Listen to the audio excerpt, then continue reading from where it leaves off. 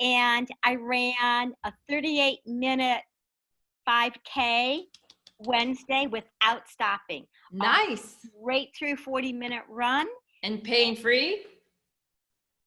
Running is pain free. It was a little sore the day after, but the back is 100% better. Awesome. So we're still going to PT 3 times a week, and I feel the posture's better. Everything is, yes. Who are you doing PT with? I forgot. Yosway.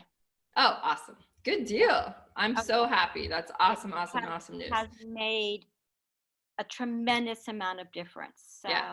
What about, did you go to Fast Fit Friday this morning? I did not this morning because I had something going on all day today. Okay. But I'll see you tomorrow with bike in hand. Okay, awesome. So yeah, well, everything. We're going to do a whole race simulation. We're actually going to go swim, and then we'll come out and we'll do a swim. We're going to pretend we came out of the water. We're going to do a transition 1, a loop around the parking lot, and then transition 2. And we'll do that maybe 2 or 3 times. Oh, good. Just so you kind of get back in the swing of it. And are you interested in doing the race next weekend? Yes, I don't know if I'm ready, but you're ready. I'm contemplating the issue. Yeah. So you're biking, you're running, and you're swimming. You got it. So I'm just telling you, you are ready. Have confidence in knowing that you totally are ready. 500 meters almost every day. Yeah, you're fine. Not really long, but it's just stroke perfection, you know? Right. Yeah, you're fine. And tomorrow we'll do the distance. We'll probably swim around 600 yards, which is that 3 buoys and back. So you'll be fine. It'll be good practice. Okay. All right, Lisa, can we chat real quick? I just want to check in with you. How are you? Hi, I'm good. I'm doing good. I'm trying to do all my training virtual. I have the pool at LA Fitness. Okay, cool. The running and the biking. I have the running and the biking, and the swimming I've just now been able to complete without stopping. I think I might be very, very slow. That's okay. Yeah. There's a race next weekend. Did I miss that somehow? Yes. Well, it's not too close to us. It's in Fort Pierce. It's in Hutchinson Island. But it's a really great venue. It's being put on by Game On Productions, and we just emailed out to the list, like for the What's Happening email. There's a discount code in there, but we're a bunch of us are heading up there for it, and it's honestly one of the easiest swim, bike, run courses there is. It's in the river, so no waves, salt water. You're going to be buoyant, really clear water, so not an issue, and you can actually probably touch the bottom the entire swim. And then the bike is a literal straight out and back on A1A, nice paved road. And the run is the same thing, out and back on a sidewalk next to A1A. It's like the most straightforward race like you could do. So I'm hoping I can get a bunch of you guys to come up. And it's obviously the sprint. Yeah, there is an option for Olympic. I have like 2 athletes that are going to be doing the Olympic, but I'm going to do the sprint. I mean, I can't even run yet. I ran for the first time yesterday. But I'm just going to walk run it. I just want to do a triathlon. I'm used to, by now, I usually have at least 10 races, right? During the year. So for me, I just want to be out there, right? So yeah, come do it. Come join us. Oh, okay. Well, tomorrow, is there any way you can come and train with us tomorrow? What time and exactly where? So 7 a.m. I mean, if you can get there a little earlier, you'll find better parking. But right on Key Biscayne, we meet right before Seaquarium. We have a little area, and we're going to be setting up my transition racks. We're actually going to simulate a race. So the idea is, because I have a couple people, like I said, already going to do that race. I have an athlete actually racing Sunday in Iowa. So it's starting to happen. Like things are starting to open up. You know what I mean? Okay. So please consider it. Even if you can't make the whole thing, we're going to swim for 30 minutes and then we're going to practice the transitions and then we're going to bike and run, but I'll be around. So even if you can't come like that early, I mean, I'm happy to work with you when you get there. Okay. Just because I haven't seen you. Okay.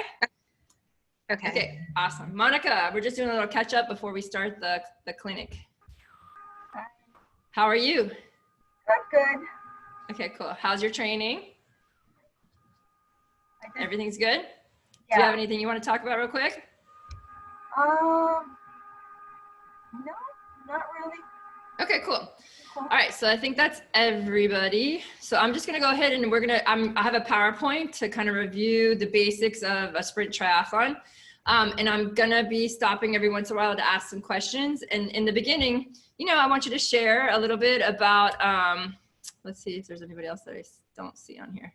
Okay, so we're gonna share screen and hope that you guys can see everything that I'm displaying, because sometimes that happens. Share. Okay, share button's not working. But anyway, so experience-wise, Monica, since you're unmuted, why don't you go ahead and tell me, have you ever done a triathlon? Nope, I've done a duathlon. You've done duathlons. So how many have you done? One. And Just it was one. just, I kind of winged it. I mean, because I was running and I was biking, and then it was the Huntington disease. Okay, cool. Not last year, no, last year's, yeah. And Not February, but the year before? yeah, in July, which was very July. hot. Yeah, it was very hot. That's a very hot Very race. hot. But no, I had a lot of fun. I mean, it was great. Yeah. And this time I just decided to add the swimming to it and see, you know, how I do. I don't know why. Here, let's see now if I can do it. My thing will not. Okay, so very cool. Personally, I think that duathlons are harder than triathlons. Because for me, the running is, you know, swimming's my favorite, you know? So I love to have that swim portion, but kudos to you. I feel like you're gonna feel like this is easier too. Just because you have to work harder when you run first. It's a whole body thing, whereas when you're in the water's supporting you. So it is a little bit less taxing on the body to actually do the swim as opposed to the run, bike, run. So awesome. So are you thinking of coming up on the next weekend, or what were you thinking about as far as practicing your first triathlon? I haven't signed up for anything, so I don't really know. I didn't hear what you were talking about before I chimed in. So Okay. This is next weekend? Yeah, it's on the 19th in Hutchinson Island, which is Fort Pierce. The host hotel, I think, is called the Marriott, but I have a couple athletes racing. There's a sprint and an Olympic. The email is going out right now with the race discount code and a link to the race. So I'm just trying to get some technical. I don't know why I can't share my screen. I just practiced a minute ago and I can do it. So I'm calling in my support system here. But anyway, yeah, so it's a good first race opportunity just because it's a really safe, flat, fast course. Like you don't have to worry about waves. You don't have to worry about jellyfish. You don't have to worry about anything like that. And the road is A1A. It's very quiet, you know, safe road. They're going to have the roads, you know, sectioned off. So yeah, if you're thinking about doing it and if you've done the training, you're ready, right? It's time. But, you know, it's a trek. You got to drive an hour and a half, hour, 45 minutes up there. So it's just a question of you if you want to make the commitment to do it. But we're going to be there. I'm going to have my tent there. So, you know, we'll be there to support each other, which is also nice when that can happen too. So consider it. Okay. All right. So I can't share my screen. So let's share screen. I push share. It doesn't let me share. You're in full screen. Yeah. And I just practiced a minute ago and it let me do it. Do you want to come over here?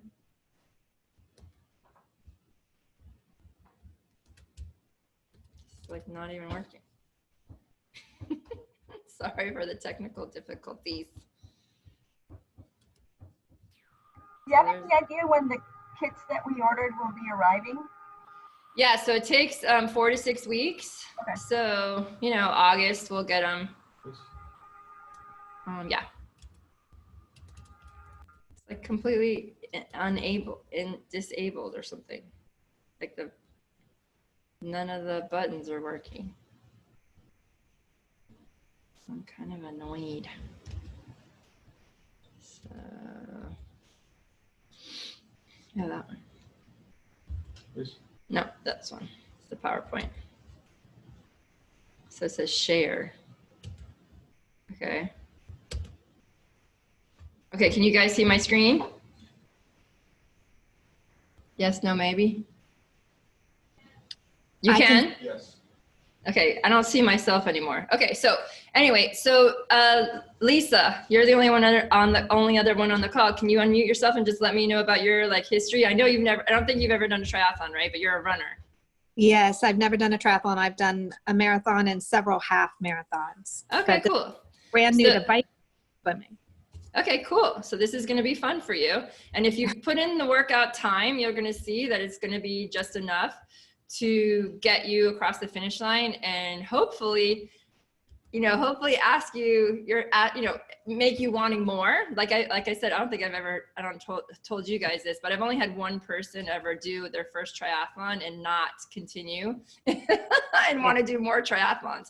But the mistake I think that they made was they went right for a half Ironman. They never did a sprint. They never did an Olympic. And I think that's a mistake because the half Ironman is no joke, right? And it's very taxing on the body. And to go right for that without having the experience of the sprint, I recommend at least 3 sprints and maybe 2 Olympics before you go on to the half Ironman. But anyway, so thank you for sharing. I don't know if you guys know about me, but I've done over 200 triathlons. And every single race, I learned something, even to this day, like, especially because we're rusty right now, like nobody's been racing.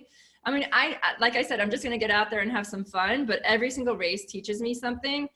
And the whole thing is in this clinic I'm going to give you today, some of the things you're like, well, I can't do that for the race. Like, so just apply what works for you. And you want to practice, right? So we have the opportunity. The race is going to be next weekend, not this weekend, or maybe it's going to be in a couple weeks. And I think Ken is actually going to race the race too. So we've got a handful of people that are going to race, but this is a lot of great content for you to apply to race day, even if you have experience or more of a beginner, but even like veterans will get some tips out of here. So take what works and practice it from what I'm going to give you today. Like maybe the transitions, you're not going to leave your bike shoes on the bike the first time, but practicing tomorrow, and I'm going to demonstrate that could be something that you want to work for a future race. And we have, like I said, time before race day that we can actually get prepared. This clinic this PowerPoint that I created, I'm trying to put it into slideshow, but I'm having technical difficulties. So we'll just go through the slides. But the thing is, you can apply this information to any kind of sprint or Olympic distance race. And there's no question that's too silly. So please stop me. I can't see you guys because of the way the technology is working. So if you have a question, just unmute yourself and ask me, because I want you to have the question in the moment. And I'm totally here to support you. And if you need anything after we're done, you can always reach out to me privately. Stay all the way to the end. Okay, so you guys know about me. It's like I said, I've done over 200 races. I've been doing this for 23 years, and I learned something from every single race. This actual PowerPoint is not about the race next weekend because I wasn't sure if it was actually happening.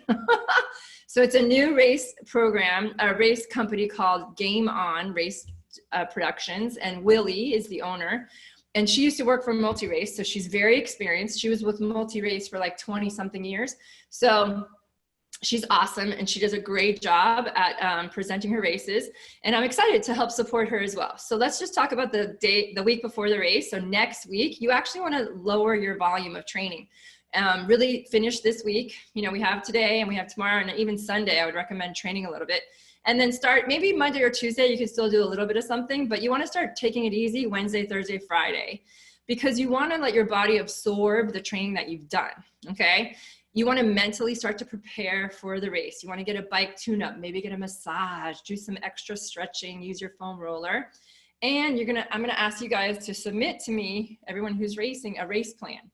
So we're gonna go over what that is, because it really just helps you lay out a map for the race, and it kind of helps you follow the map to have a perfect outcome.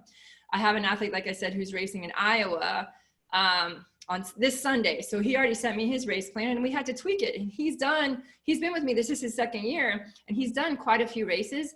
But it's important to do a race plan for every single race you're going to do, because you forget things. And there's little things that make a big difference on the outcome. Okay, so typically, like I said, you're going to apply some of this information to other races. When you have a longer race, like a half Ironman or Ironman, you want to taper longer, like 10 days, maybe even 2 weeks for an Ironman. But for a sprint, you don't only need 2 to 3 days.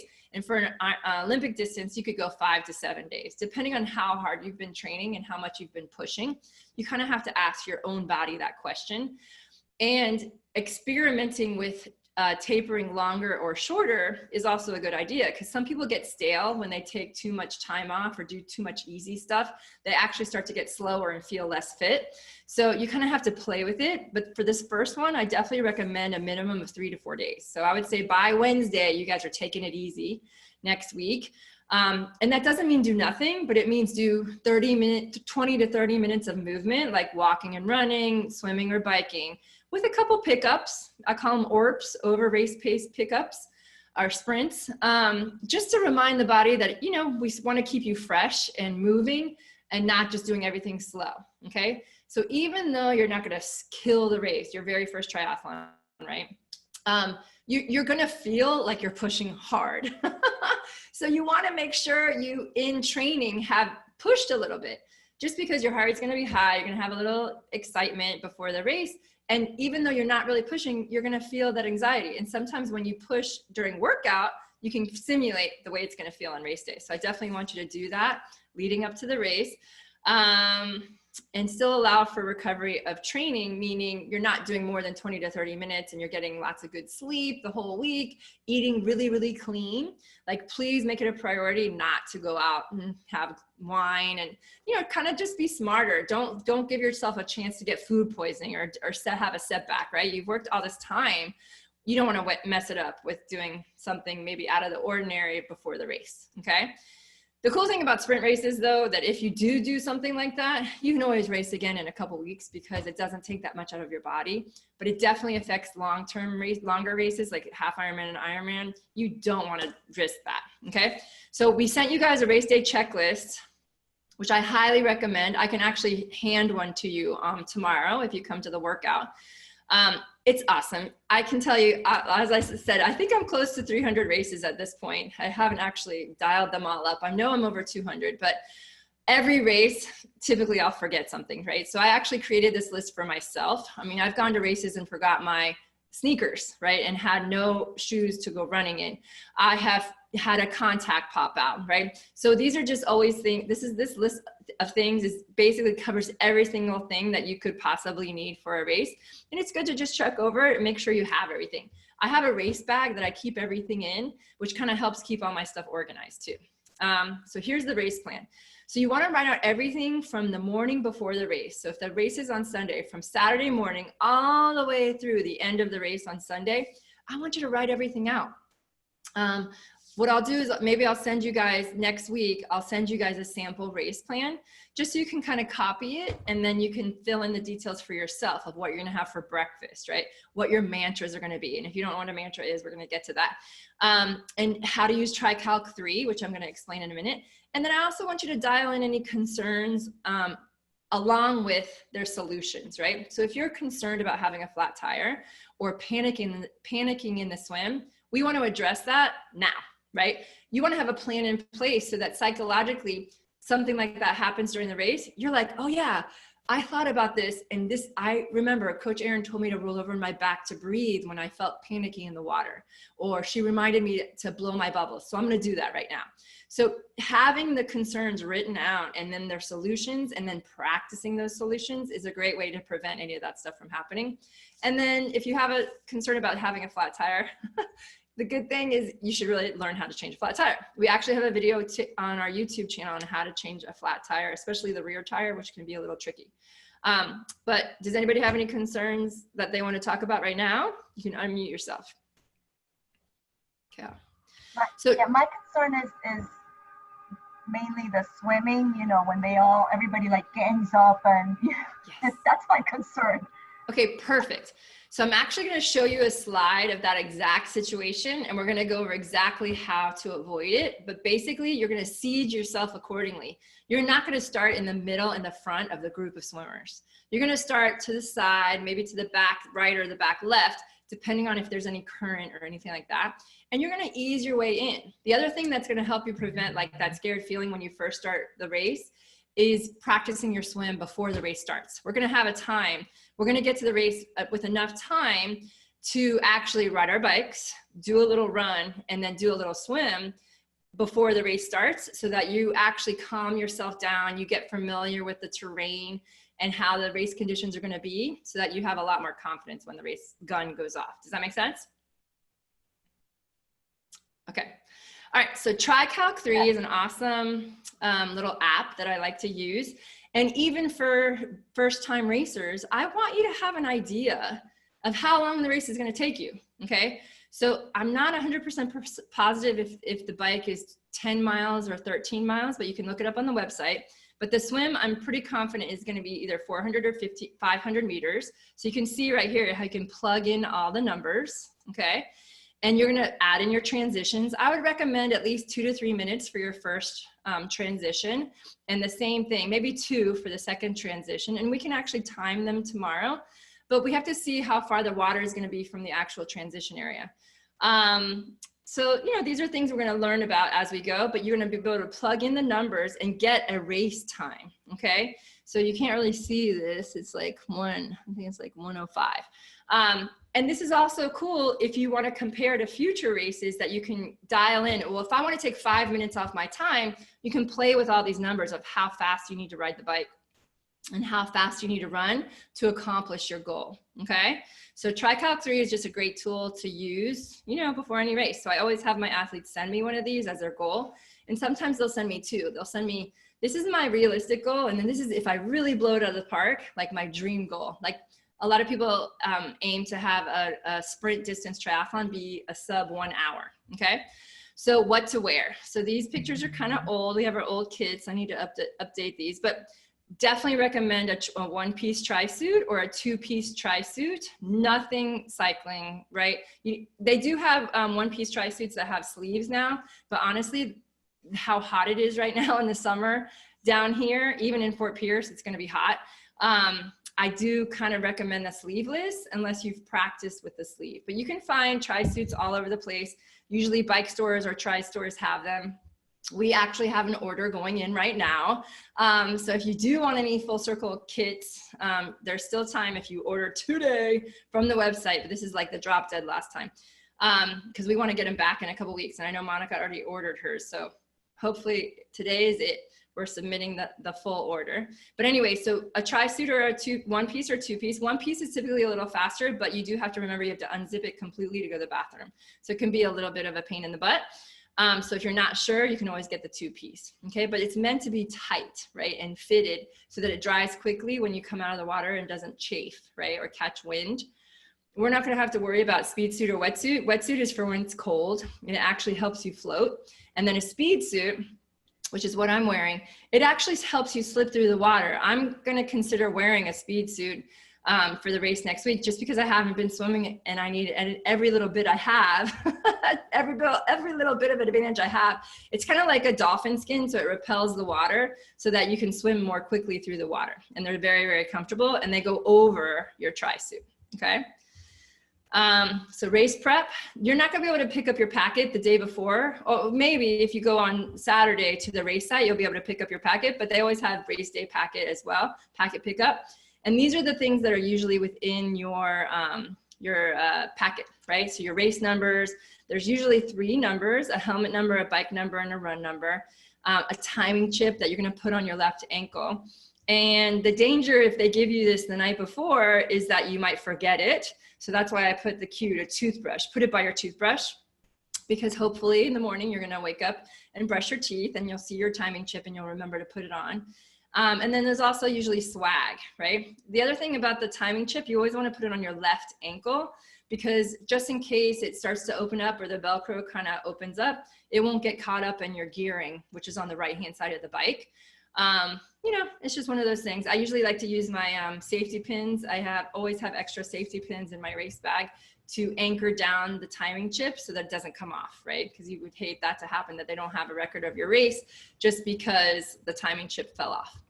Okay, so swim basics, you want to focus on safety, number 1, breathing, balance, kicking, stroke mechanics, and your training, which you've already done the training, right? If you're in the pool, and I heard Lisa say she's finally able to get the distance, she's ready, right?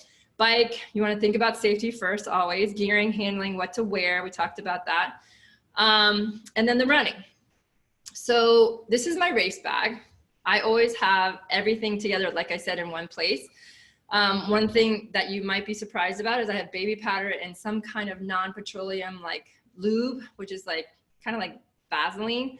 And I use those to help prevent blisters because I don't race with socks. And I actually did a video of a transition yesterday. So you guys are gonna have a little video that you can refer to before the race. We're gonna put it out next Tuesday. I like to bring defogger just in case my goggles start to fog up.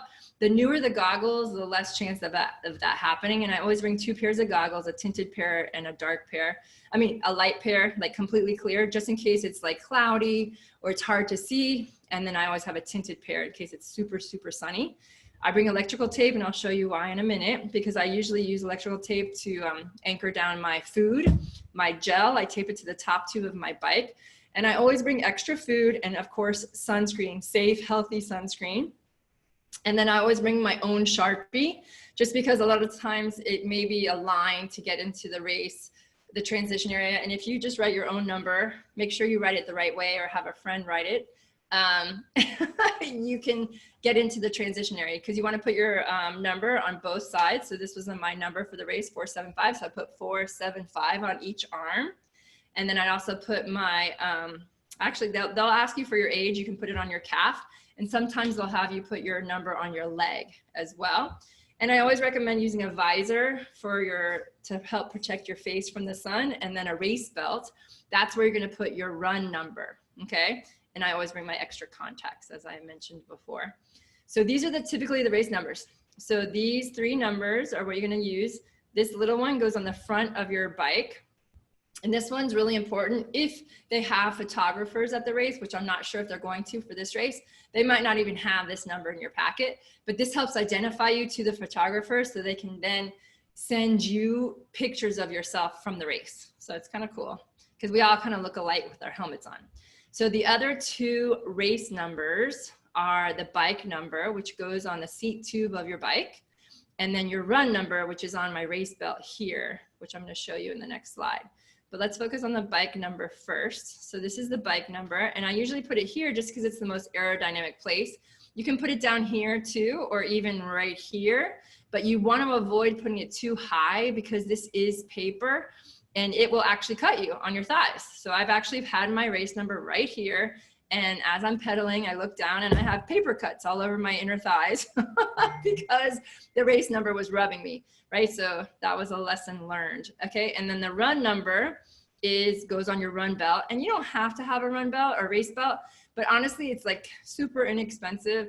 I think they're like $6 to $9 or even $10, but you just snap your race number right on there, and then you only need this number for the run. You don't need to wear it on the bike at all, okay? So those are the 3 numbers. So 2 days before the race, you actually want to take the whole day off. So Friday, I recommend a complete day off, maybe get a massage. I didn't mention this before, but I would definitely have your bike checked out, check your wheels, your tires, maybe Tuesday of next week if your race is that Sunday. And just make sure you're going to get good sleep every single night of the week. Be hydrating, electrolytes, especially because it's so hot down here in Florida. And just start getting all your stuff together. Use the checklist, right? The day before the race, I actually recommend to swim, bike, and run a little bit and include some ORPs, those over race pace sprints. And if possible, you're going to practice on the course. So if you guys know you're going to be up there on Saturday, you could actually bring all your stuff and do a little warm up on the race course so that you sleep really well Saturday night because you're confident about exactly what's going to be happening the next day. And always check out the weather conditions and just be prepared. If you know it's going to rain, you know, you're going to be prepared for that. If you know it's going to be super hot, you want to be super hydrated, right? So always be prepared or do everything you can the day before so that you have that good night of sleep. But honestly, don't worry if you don't sleep too well the night before the race because you can still have a great performance. It's the whole week leading up to the race that you want to have really good sleep and eat clean. So nutrition, so very individualized. You kind of never want to try anything new on race day as a rule anyway. So it's important to stick to that rule for yourself. But if we have time, right? So if you're not sure what to have before a race, I can definitely give you some suggestions on my blog, on my website. I have my 3 tried and true breakfasts, right? So we're going to get to those in a minute. But typical, you know, carbohydrate breakfast is what people normally eat, like maybe oatmeal and stuff like that. So I'm definitely not a fan of that stuff. So, but if that's what you're used to, please stick with it. But in the future, you could consider changing things up a little bit. So don't eat more than your normal amount. Like you don't have to carbo load, especially before a sprint triathlon. The night before the race, you do not need to eat a huge bowl of pasta. Like it's completely not necessary. Just have the normal amount of food. But you do always want to have a combination of carbohydrates, proteins, and fats. So your tried and true breakfast, like I said, if it is oatmeal, I would definitely recommend adding a little protein to that. Maybe have a hard-boiled egg or a scrambled egg with the oatmeal so you have a little more protein. Or even if you're traveling, some protein powder in the oatmeal. So you have a little bit of blood sugar stabilization and not just all carbs. You could also add some butter or coconut oil to the oatmeal just to help stabilize the blood sugar with some fat. Okay, so the day before the race, I recommend lunch being the biggest day of the meal of the day. And then dinner is can kind of be the same combination of fats, carbs, and proteins, but a smaller amount. And you want to stay away from high fiber. Like you wouldn't, or like fried foods. You wouldn't have French fries and chips and like a big salad for dinner, because that could definitely come back to haunt you on the race. You don't need extra fiber in any way. If you get my drift. But hydrate, and add a little bit of sea salt to that water you're drinking. So for me, my 3 things are chia pudding, which I love, chia seeds, coconut milk. I actually have a recipe. It's called Better Than Oatmeal that you can practice with this week and see how you feel, and then do a little training on it and see how you feel. I love 2 eggs, a half a sweet potato with butter or almond butter mixed in. That's probably one of my favorite breakfasts too. And I do have a couple athletes that have a hard time eating a lot before races, but they found that when they ate nothing, they had no energy. So you got to eat something, and it could be as little as coconut water mixed in with a little protein powder and some chia seeds to help just stabilize your blood sugar and give you a little energy for the race. So there's the blog again. So the day of the race, you want to get to the race site with enough time to be able to set up your transition area. Or actually not even set up your transition, but get there, maybe do a little bike warm up, a little run warm up, then set up your transition area and then go for a swim. So nutrition wise, having a banana, a gel, about 20 to 30 minutes before the race is the last thing you're going to eat. You don't want to be eating too much to the swim, too close to the swim, because you're going to be horizontal. And if you have a bunch of food in your stomach, it actually can make you sick. So 20 minutes is my cut off for eating, and actually drinking 10 minutes before. You don't want to keep drinking because sometimes you'll have to go to the bathroom on the bike, right? Or even during the run. So cut off your eating 20 to 30 minutes before, have a gel or a banana, and then that should carry you through the swim.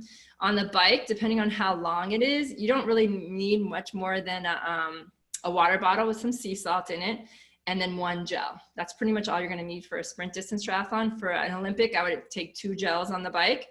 And then on the run, typically nothing, depending on how long you're going to be out there. For a sprint distance run, you don't really need anything. You can make it through 5K. But for an Olympic, you might need to have 1 more gel at the beginning of the race for the run to be able to finish strong. And I do recommend gels or gummies over like a bar, because it's super hard to chew when you have a high heart rate and you're pushing. Okay. So stick to more liquid foods or gummies that are easy to digest.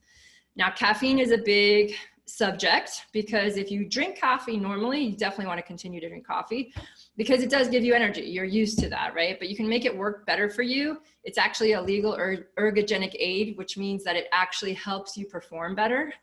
So, as you're leading into the race, if you want to have a better caffeine boost on race morning, you can actually decrease your caffeine all week. And then on race morning, have your normal 1 or 2 cups of coffee, and you'll have a big boost when you race.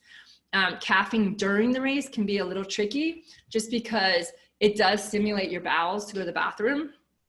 And in the morning, you have a lot of time to go to the bathroom, and it's totally normal to go to the bathroom a couple times in the morning before the race, because your body's actually getting ready to compete or to be in battle. So it's normal to eliminate a lot.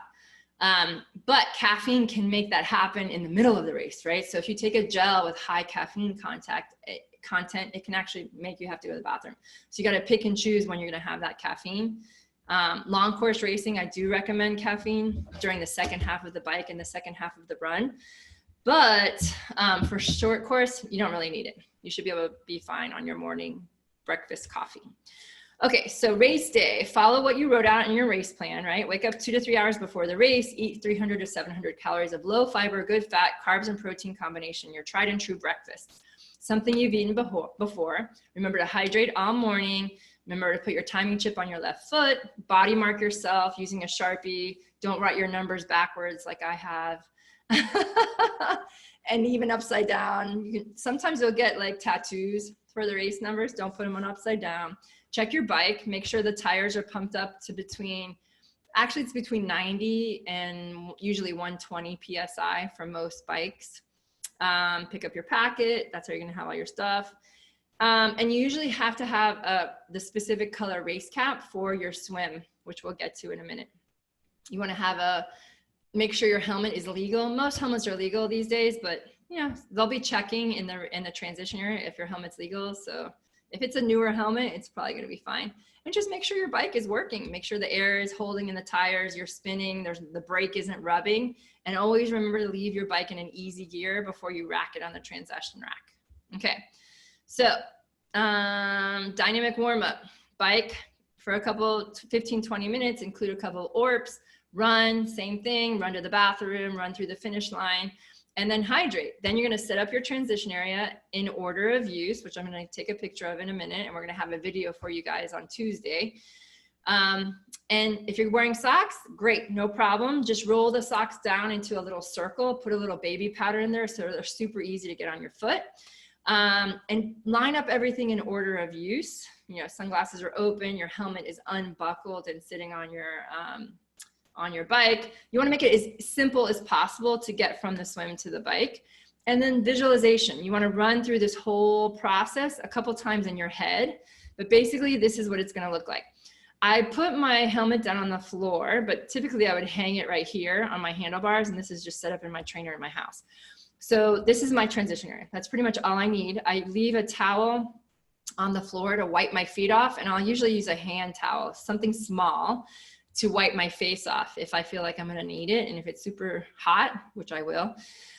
So I think about coming in, and I leave my bike shoes on the bike, but your bike shoes would be here on the floor if you're not gonna have them on the bike, which most of you will not. And basically you're gonna come in from the swim. The first thing you're gonna do is take off your your swim cap and your goggles and run with them to your transition area. And then you're gonna maybe wipe your face off and wipe your feet off and put your feet inside the bike shoes. Then you're gonna put your helmet on and buckle it. It's really important to buckle the helmet so that you don't get disqualified or get a penalty because you're on your bike or moving your bike without your helmet buckled. Once you do it, then you don't have to think about it. And your goggles, ideally your sunglasses are open in here. Sunglasses open, put them on your face, then then helmet on and buckle, right? Then you're gonna walk or run with your bike to the mount line. So the transition area is a big square, and basically there's racks where you keep your bikes based on your race number. So this race number was 809. So I would be on a rack that said 800 to 810, okay? So as long as my bike is racked on that rack, because of my number, I'm good to go. So then you're gonna get your bike, walk or run with your bike, which we're gonna practice tomorrow, outside of transition. And then you wanna take your time getting on your bike. Silly accidents happen when you're getting on and off your bike, and you wanna have those times be the safest, most calm places, right? So things to consider: shoes in the pedals. Most of you guys are not ready for that, but are you gonna wear socks? Maybe, maybe not. Some of you guys have been practicing not wearing socks. Pacing. So pacing is a big one. For your first race, it's really about participating and feeling good the whole time and not really killing it and pushing too hard. Especially the big mistake is people push way too hard on the bike and then they suffer on the run and they can't really do what they're capable of. So it's better to hold back a little bit. Feel like you're pushing, like you're giving a good effort, but you're not wasting yourself so that you have to walk on the run. And if you need to walk, no big deal. It's fine to walk during the run. Make sure to have your chip on your left ankle. Are you gonna wear a speed suit or not? Remember the clear and tinted goggles. And then rip laces or elastic laces in your running shoes. I do recommend that just because it's easier to put a shoe on, a running shoe on, when you don't have to tie your shoelaces. Believe it or not, when your heart rate's at 160 and you just got off the bike and you're trying to tie your shoelaces, it can be a challenge. So having the elastic laces allows you to just slide your foot right in, put a little baby powder and Vaseline in there, and you can, even with socks, put your foot in really, really easily, okay? So race start, you're gonna be lining up in order of the wave that you're gonna leave in. And those are based on age groups. So depending on how many people are in the race, for this race that's coming up, there's about 200 people signed up so far. So you'll probably have a wave of like 20, maybe 20 to 30 people, or maybe less. And everybody should have the same color swim cap. You wanna line up with those people and kind of just wait for the race to start and do what you need to do to help calm yourself down. You've already biked a little bit, you've already run a little bit, you've already swam a little bit. So, you know, you should be ready to go and just kind of have your positive self-talk, like, I got this, right? Having those mantras in place can really, really make a huge difference. One of my favorite ones, and I also like to listen to music. So I'll have a song for the theme of the day that I'll listen to on the way to the race that I'll have in my head, and that'll be sticking with me.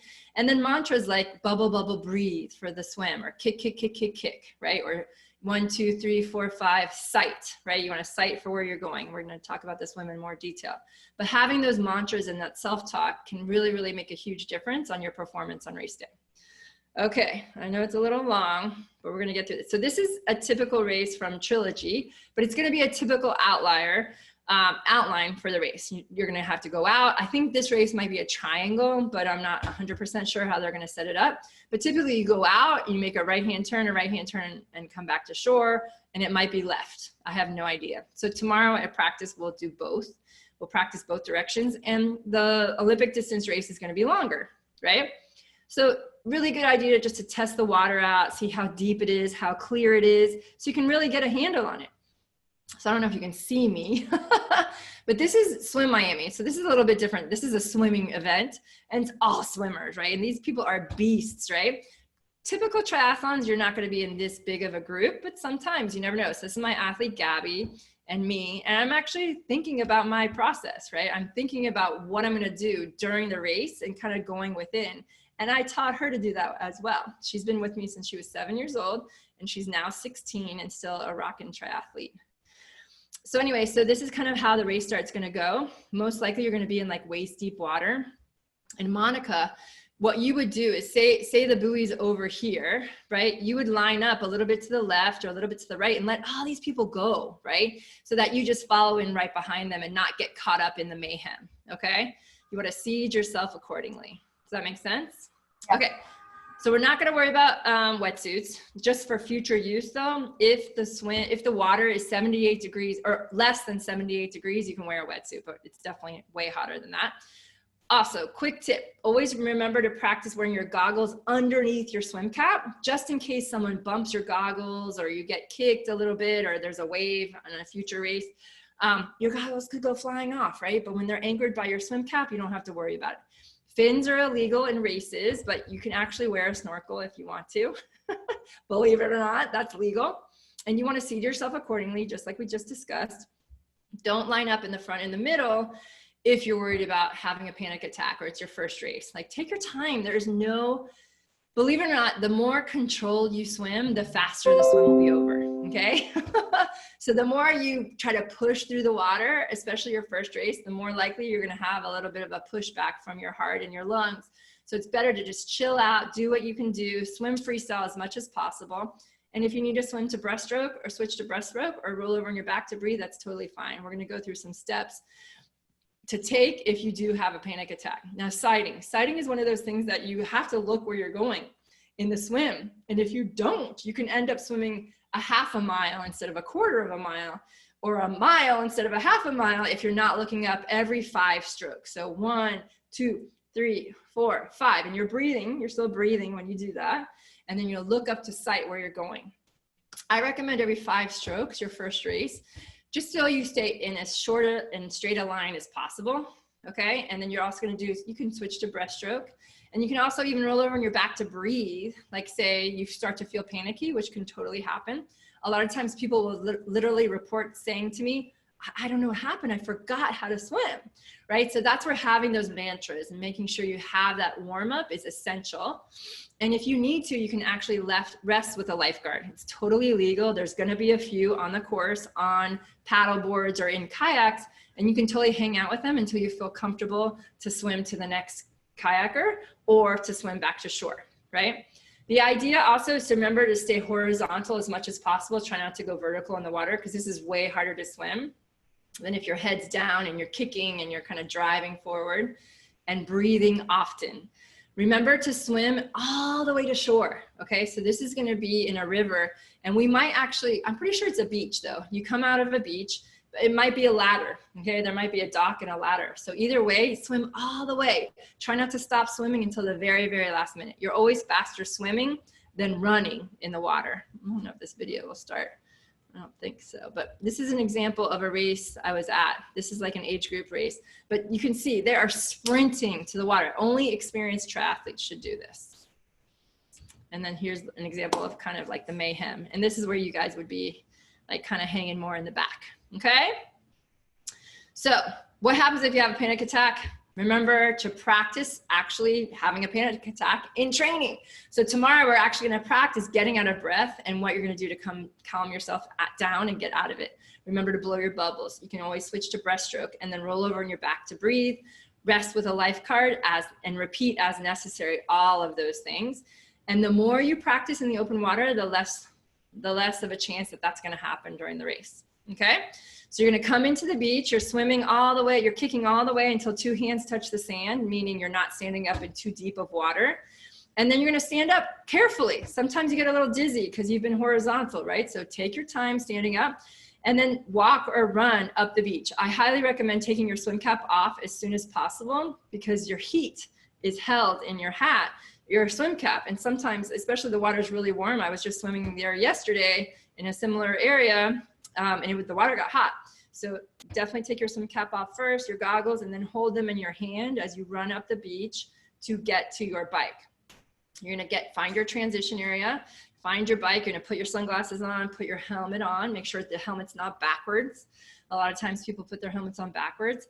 And just as far as what to wear for guys don't need a top. You can actually just wear shorts. So you might see some guys out there with just shorts on, but girls, we have to wear shorts. I mean, tops. So socks or no socks, hydration on the bike while moving, and you must have your bike number on your bike. And remember, you have to walk or run with your bike out of transition to get on past there's a mount line that you have to get past before you're allowed to get on your bike. You cannot get on your bike inside transition. Let's see if we have this video.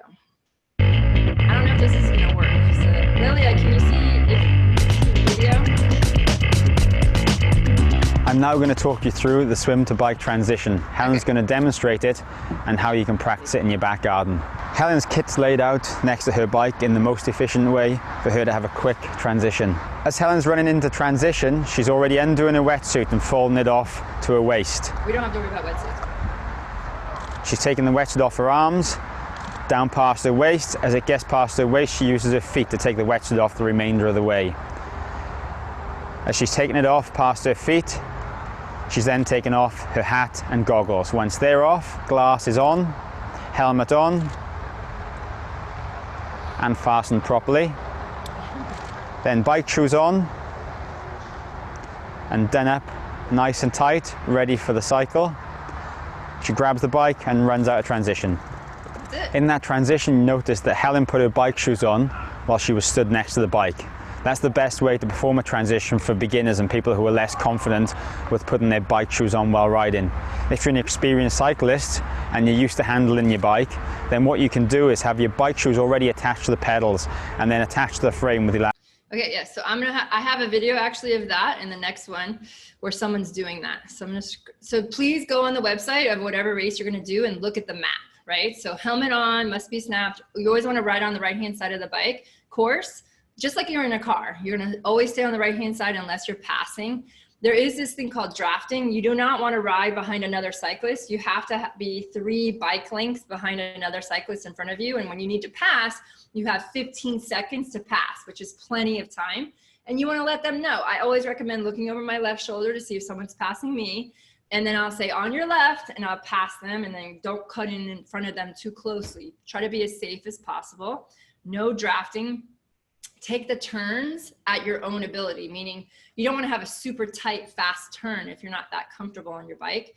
So always remember to take your slow, easy turn in a race so you can shift your gears when it gets, you know, when it gets harder, that means you're not in the right gear. You want to have your legs spinning faster, like 85 to 95 RPMs, the whole bike.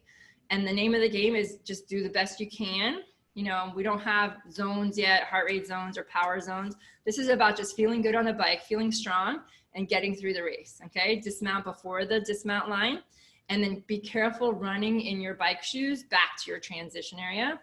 And I have another video in a minute, let's see. So these are rules that you definitely wanna pay attention to, but be careful on this bike video, the person stands up to pass, which I do not recommend. You wanna stay seated the entire time on your bike. There should be not a time at all that you get off the saddle, okay?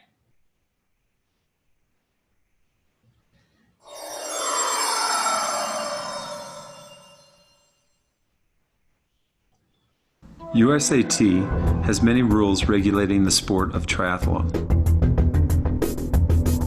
The rules that you'll need to be aware of while on the bike are the ones governing drafting. That's 3 bike lengths. And positioning. When riding in a triathlon, it is stated that you must ride to the far right side of the road and only pass on the left. When you are passing another cyclist in a race, you only have 15 seconds. That means once you initiate a pass, your front wheel must break the plane of the front wheel of the rider being passed. When passing someone who is just slightly slower than you, make certain to gather your strength and make a firm pass where you'll be able to move to the right after the pass. If someone passes you quite fast, that is no problem whatsoever. You will not have to alter your riding at all. If you want to repass the rider, you must first move out of the drafting zone before mounting your counterattack. Okay, so that was a nice little video. You can find most of this stuff on YouTube. So you're gonna get off your bike, you're gonna run with your bike to the transition area. Remember where your transition area was. A lot of people actually lose their bike, lose their spot in transition. So you're gonna rack your bike, and then you actually wanna take your helmet off. Don't start the run with the helmet on. A lot of people do actually.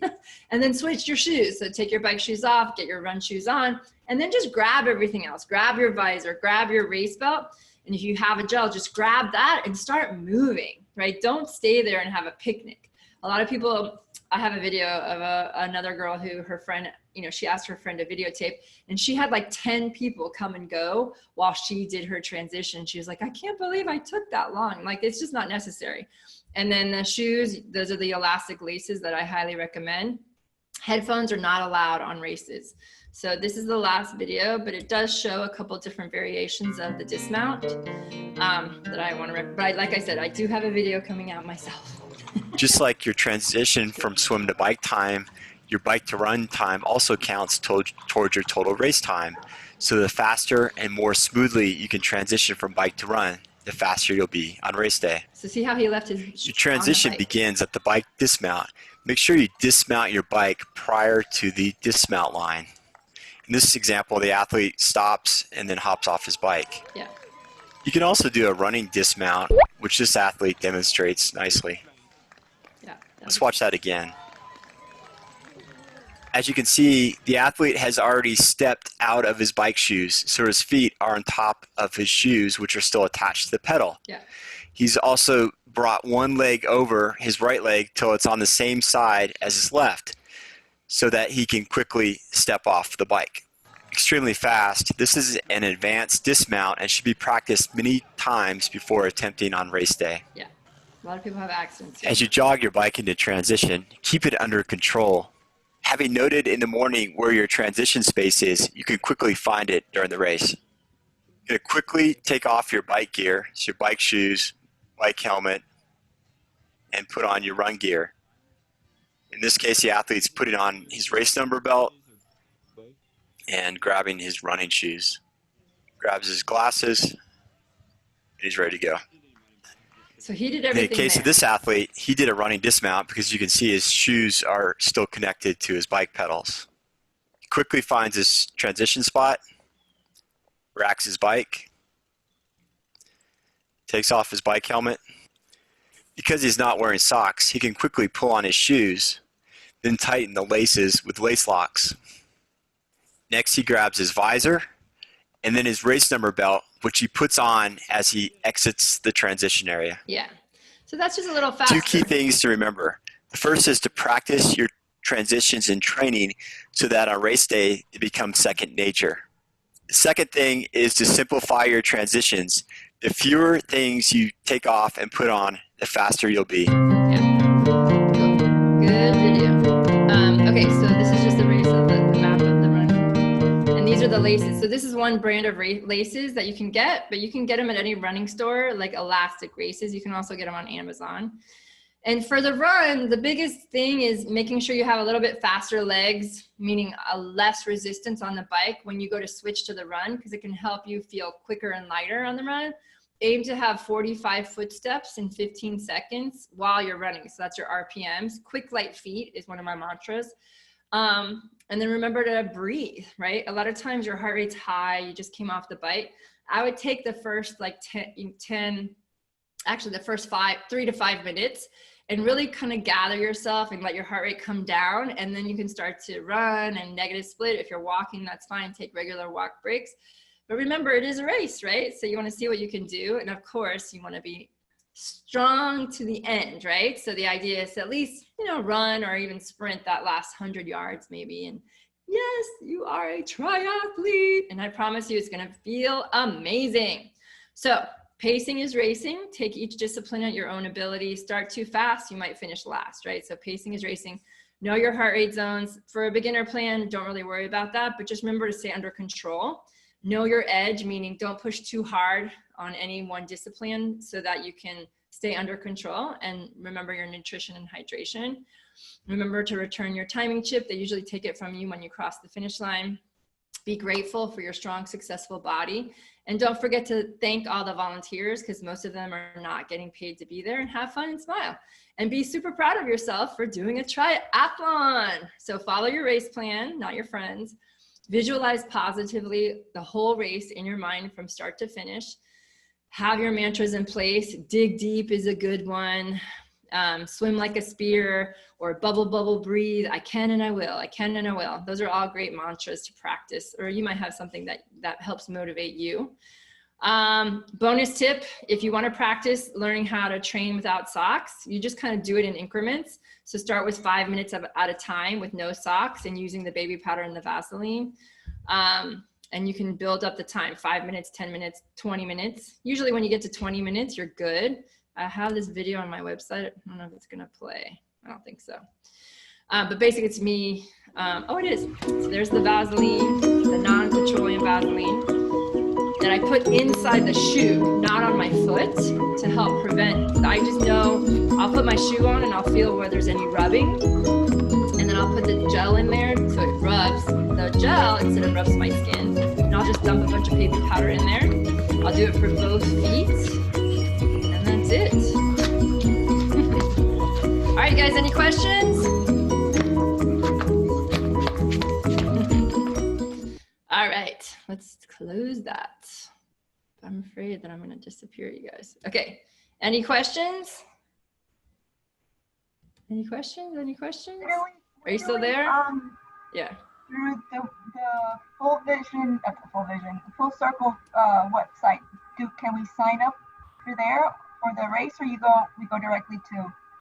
Yeah, go to the, I don't know why I can't see you guys, but your screen share is paused. Good, but how come I can't see you? But anyway, so basically go to the Game On Race Productions website and then register for the Sprint Distance Triathlon. It's gonna ask you everything you need to enter, and then use our Full Circle Coaching discount, which is in the email that I just sent you a few minutes ago, because I don't remember what it is. Okay? Okay. All right. I don't know why I can't see anything. Lots of technical difficulties today. Oh. All right. All right, you guys, any other questions? Okay, have a great day, and hopefully I'll see you guys at practice tomorrow. And if you have any other questions next week, look for a race plan. I'll be sharing that with you. And I'm super excited. You're going to be triathletes soon. Namaste. Have a great day. Thank you. Bye. Uh, I don't even know how to oh, there, I'm back at the end. I don't know what happened. Okay. I hope it recorded. Pause recording. Stop recording. Yay. That was